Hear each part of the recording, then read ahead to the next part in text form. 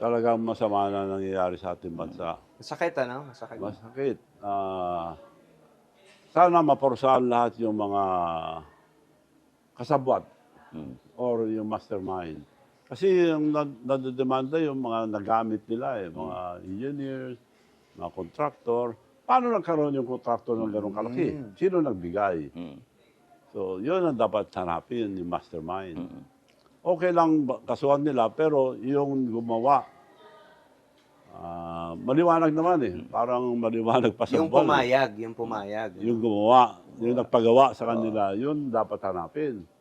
Like, yung Diskaya, 3 years, 34 billion ang nakuha. Paano makakakuha yun kung walang mapakas na nagbigay sa kanya? Yun ang hanapin. Hindi yung kakasuhan nila si Diskaya, sino nagbigay sa kanya ng project at binigyan nila ng pera. Nagbanggit na pero pinipigil yung ICI, Chairman Reyes. Hindi pwedeng ilagay yan dahil kilala nila.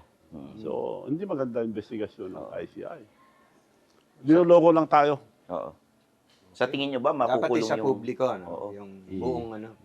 Sa tingin nyo ba mahuhuli yung mastermind? Awa ng Diyos, palagay ko. Mahuli next year. Mahuhuli yan. I'm very sure, I'm dead sure mahuhuli next year. Marami ng katibayan, sumisingaw na. At i-explain ko lahat next year kung Sa January, sa pasabog nyo.